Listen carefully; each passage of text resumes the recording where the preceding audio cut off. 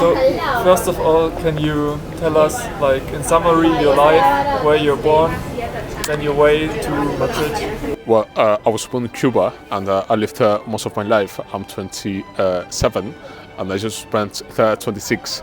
I was born in Trinidad. It's a small town, but it's one of the most famous towns in Cuba, the third oldest one. And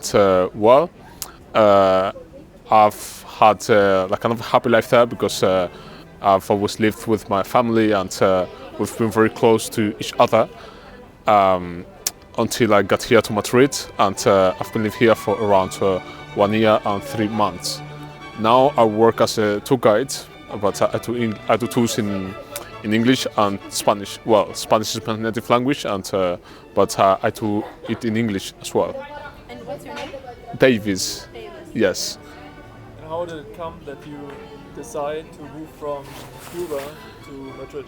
Well, to be honest, in Cuba there are not very opportunities. The salaries are very low, and you don't have a solid future. Also, you have so many limitations. Even if you have a better economical situation, you cannot do some things such as traveling. And here you have more freedom. So I feel very happy here. It's not the perfect world because I'm away from my family, but I can do some things that I couldn't do when I was living there. And I've had the chance to kind of help the people I love. And I think I've been very lucky because not every person has the chance that I had. So I'm taking advantage of it, and I'm very, as I said before, I'm very glad to be here.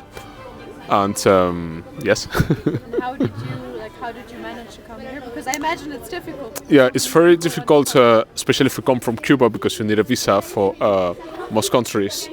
I came here as a student. I came here studying a master's after my degree, and I had the chance to stay here as a worker.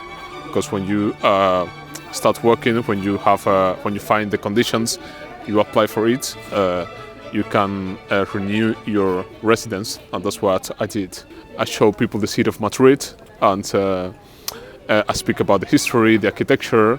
Also, I guide inside some museums. So, you know, architecture is art. So, my career has helped me a lot with the job that I do now. Sounds very cool. Yes. And was there in your life like a very difficult situation? Well, leaving Cuba was like kind of difficult. I was happy and I was sad at the same time. I was happy because I knew that my life was going to change, and I was sad because, as I told you, I left my family. My family is still in Cuba, and I just didn't know what was going to happen with me.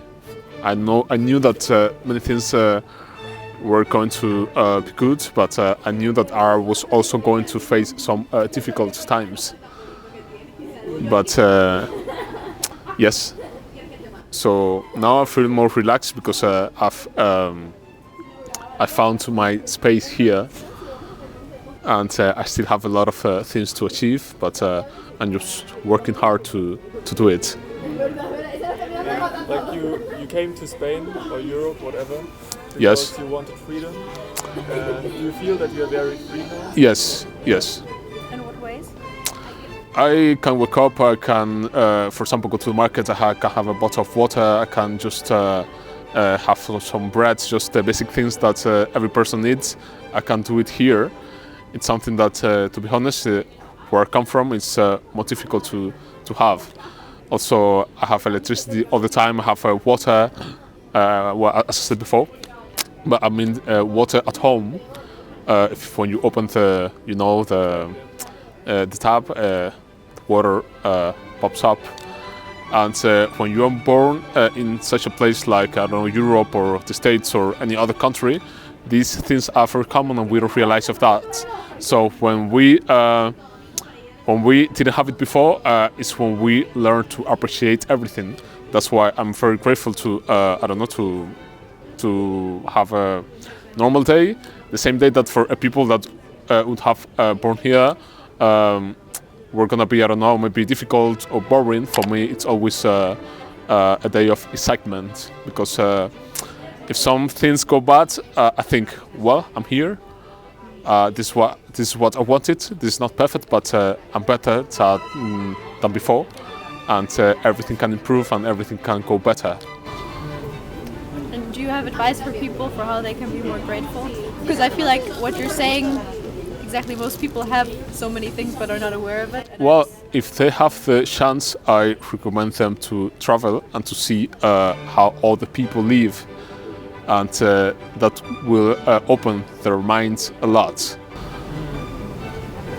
Yeah. And do you have like an advice for people who want to change something in their life, or like you did like a big change? Well, make a plan. Try at least to work a bit on it every day, no matter how small it is, and don't give up.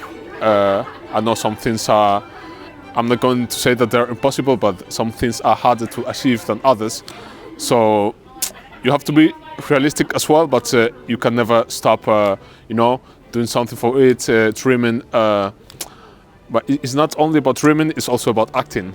No matter how small you do every day, you can maybe get closer to your goal than if you do nothing, Okay, I have one last question for Yes. you. What was the biggest lesson that you learned in your life?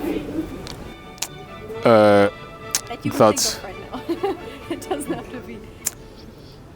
That you never know where life is going to take you. For example, first time I traveled abroad, I went to Serbia. So From Cuba. yes, from Cuba to Serbia. So I never thought that I was going to visit such a country. When I was younger, I didn't even know that the country existed, to be honest. And so also, I went to the Prado Museum here in Madrid. Some of my first days in this city, and I never thought that I was going to guide there, because now I do tours inside of the Prado Museum. So I show people the museum, the most iconic paintings. So first time I went there, I was kind of a bit overwhelmed because of how big the place was. I even got lost in there. And now I know the place very well. I think I know it better than the place where I live, than my flat, because I go there basically every day.